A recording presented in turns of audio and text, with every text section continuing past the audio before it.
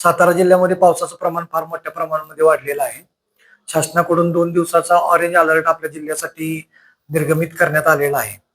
त्यामुळं आपल्या तालुक्यातली जे जिल्ह्यातली 6 तालुके आहेत, पाटण, जावळी, महाबळेश्वर, वाई, सातारा, कराड या शाळांना आपण या ठिकाणी 2 दिवसाची सुट्टी जाहीर करतोय.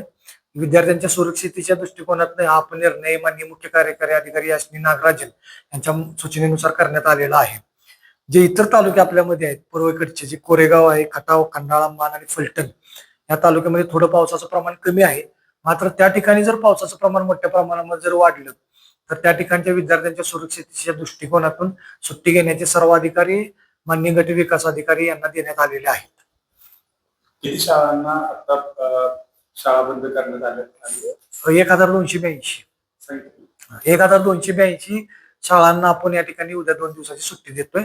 आणि ह्यांना जरी आपण सुट्टी देत असलो तरी पावसाळा संपल्यानंतर जे 2 रविवार असतील त्या 2 रविवारामध्ये या 2 दिवसाची अध्ययन अध्यापनाचं कामकाज भरून काढण्याच्या सूचना माननीय मुख्य कार्यकारी अधिकारी यांच्या सूचनेनुसार निर्गमित करण्यात आलेली आहे.